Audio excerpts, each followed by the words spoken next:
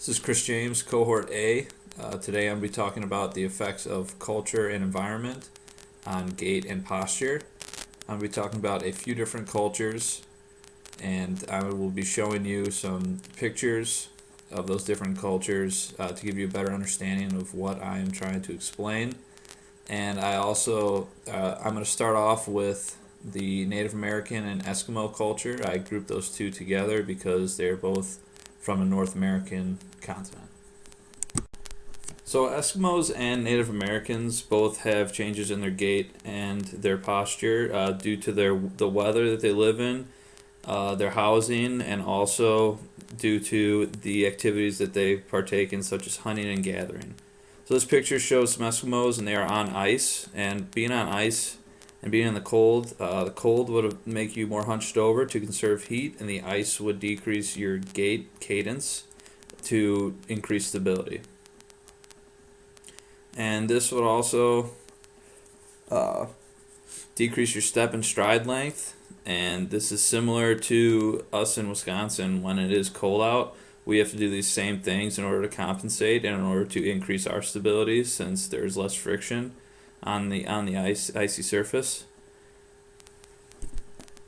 One final thing with this picture, as you can see in the picture, there is a seal on their sled. So they were hunting for seals at the time. So in order to hunt, they would have to bend over the hole in the ice, so they would have more forward flexion again. And they also would have to bend over to pick up their traps for different animals and also their ice fishing gear. And now we will talk about their housing. This is a picture of an Eskimo's house, an igloo, and the walls of an igloo are caved in and the ceiling is not tall.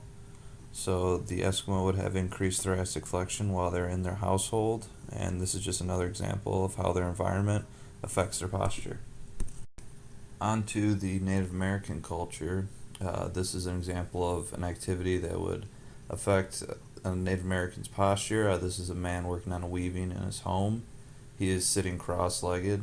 He has increased thoracic flexion, increased cervical flexion. His head is forward. And also he doesn't have much back support. And nowadays when we do activities such as this, we have back support, and we don't have to sit on the ground to do it either. Another activity that would affect a Native American's posture and gait is hunting. For the posture, after they kill the animal, they will have to clean it. So they will be hunched over the animal, they'll have increased flexion. The arms will be out extended in front of them, and they most likely will be sitting on the ground during this process. In terms of gait, there will be a couple changes caused by hunting.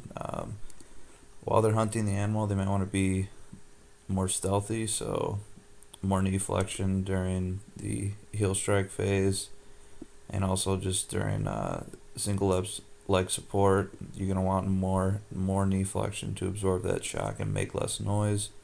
And then also the gait cadence could be slowed or faster depending if they're chasing the animal, or if they were sneaking up on the animal, they'd slow down their gait cadence. In our culture, our gait isn't affected by this activity as much because the common person does not have to hunt in order to get their food.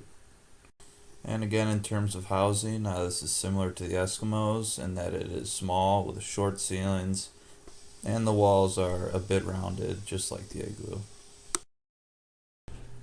The next culture I'm going to be talking about is the Asian culture, and specifically I'm going to be talking about Chinese and Indian culture and how their gait and posture are affected by their population density and also activities and traditions of daily life.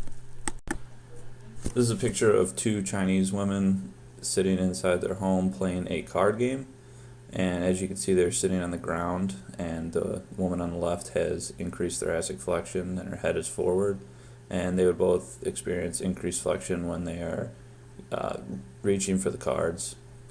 And this is similar to us nowadays when we're either sitting around doing homework, maybe even playing video games or playing a board game of our own.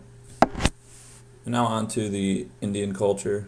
Um, this man is crouched over. He's not actually sitting. He is crouched, kind of like a catcher, playing a song for the snake. I know this is. I don't really understand too much about this tradition, but I have seen it before in the past. And during this tradition, obviously, the posture you'd be more hunched over, shoulders rounded forward, and all the other things go along with that.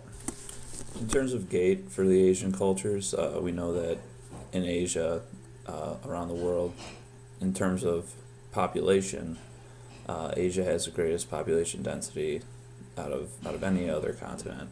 So, in order to adjust for this population density, the gait cadence will obviously be affected, depending if you have to weave in and out of big crowds of people. And I've even seen this. I live near Chicago, and just going down in downtown Chicago, you're rarely going to be walking at a constant pace without being interrupted by someone at some point. So that's how their gait's affected.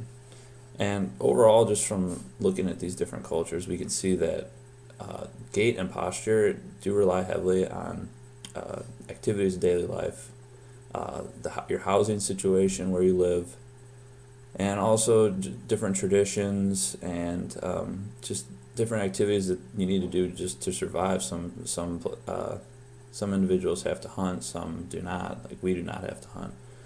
And one way to tie this into PT is when we do treat our patients, we need to know their culture. We need to know where they live.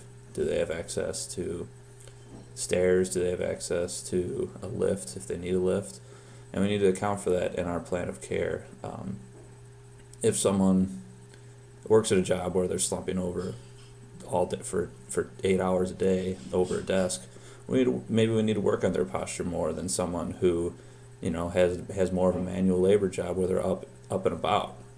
So we just need to take into consideration all those things about a person's values, beliefs, traditions, etc., in order to get the best plan of care. Thanks.